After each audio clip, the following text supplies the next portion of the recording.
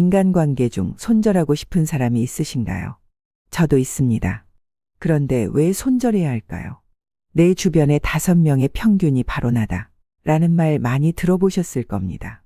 이처럼 사람은 환경의 영향을 많이 받기 때문에 내 주변의 나쁜 사람과는 멀리해야 합니다. 집 정리를 할 때 불필요한 물건은 반드시 정리해야 합니다. 그런데 내 손때가 묻은 정든 물건이라서 쉽게 버리기 힘들 겁니다. 하지만 이성적으로 판단해서 불필요한 물건을 버려야 새롭게 생긴 공간을 활용할 수도 있기 때문이죠. 사람도 마찬가지입니다. 사람은 정이라죠. 사실 이 빌어먹을 정 때문에 나쁜 걸 알면서도 쉽게 인간관계를 끊기 힘듭니다. 하지만 좋은 사람 곁에 좋은 사람이 있듯이 나에게 도움이 되지 않거나 나쁜 사람이 되도록 물드는 사람을 끊어내어야 내 마음에 좋은 사람이 들어올 수 있는 여유가 생깁니다. 자, 그럼 뱀의 혀처럼 뒤에서는 나를 헐뜯고 다니는 사람들의 5가지 유형에 대해 알아보겠습니다. 이런 유형의 사람들은 여러분의 인생을 위해서라도 반드시 손절하시길 바라겠습니다. 첫째, 나의 성과, 성취를 폄하하는 사람입니다. 고쳐야 할 점에 대한 도움이 되는 충고나 조언이 아니라 매사에 부정적으로 남을 폄하하는 사람입니다. 사람은 누구나 인정 욕구가 있습니다. 나의 성과나 성취를 남에게 인정받고 싶어 하는 거죠. 칭찬은 고래도 춤추게 합니다. 아무리 작더라도 나의 성과, 성취를 인정해 준다면 더 긍정적인 에너지로 더 열심히 할 수도, 잘할 수도 있습니다. 그런데 남의 성취와 성과를 폄하하는 사람들이 있습니다. 깎아내리는 거죠. 이런 사람은 자격지심, 열등감, 즉 사회 부적응자의 심리 상태를 가지고 있습니다. 이런 사람의 특징은 새로운 시도를 하지 않습니다. 또한 열심히 무언가를 하지도 않습니다. 그래서 열등감과 자격지심을 가지는 겁니다. 나는 그대로인데 남은 작게라도 성과를 내고 있는 것을 보고 해보지도 않았으면서 이렇게 말합니다.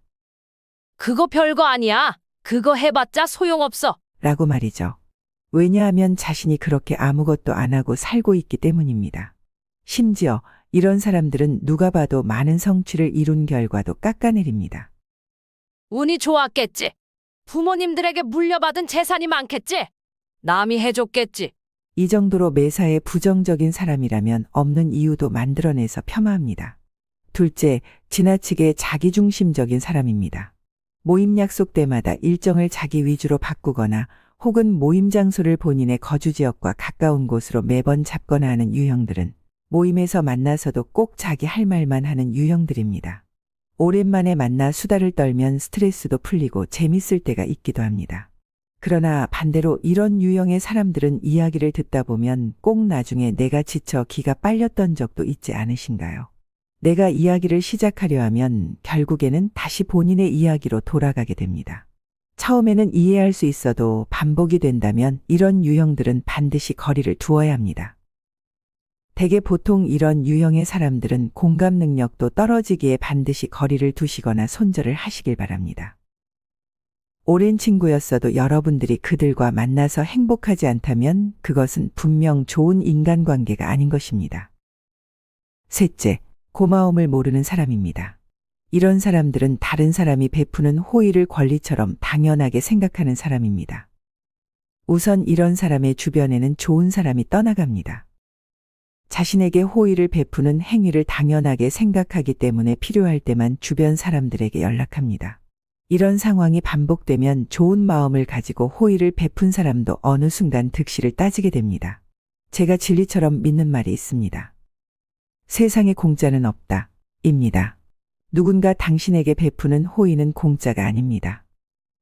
그리고 이런 사람은 잘 되면 내 덕, 못 되면 내 탓이라고 생각합니다.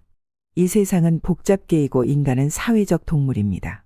나 혼자 잘해서 성공할 수 없습니다. 만약 혼자 성공한다고 해도 그 결과는 미비할 겁니다. 이런 사람을 흔히 이기적인 사람, 자신의 입장만 생각하는 사람이라고 합니다. 넷째, 모든 것에 부정적인 사람입니다. 뭐든지 안 된다고 생각하는 사람입니다. 그렇다고 대안을 내놓는 것도 아닙니다. 즉 대안 없는 비판을 하는 사람입니다. 이런 말 들어보셨나요? 긍정적인 사람은 한계가 없고 부정적인 사람은 한계 없다. 입니다. 뭔가를 할 때 안 될 이유는 수도 없이 많습니다. 그런데 해야 할 이유는 딱히 없습니다.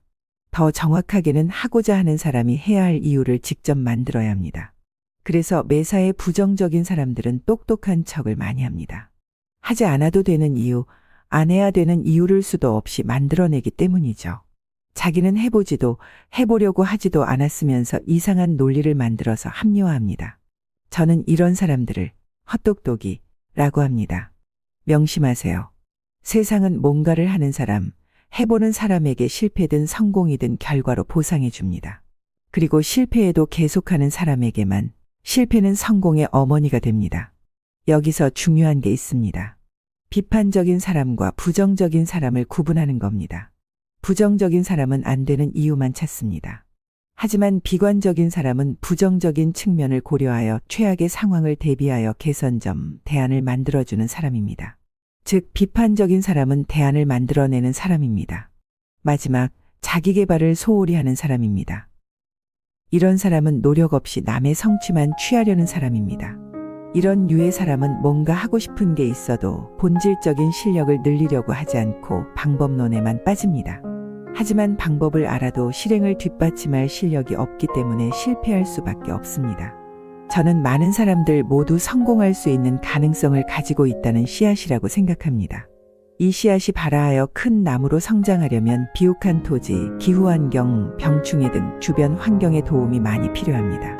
따라서 먼저 그래서 말씀드린 손절해야 하는 사람을 멀리하여 나의 인생과 나 자신을 더욱 더 사랑하시고 아끼시는 여러분이 되시길 간절히 바라겠습니다. 이상 참된 인생이었습니다.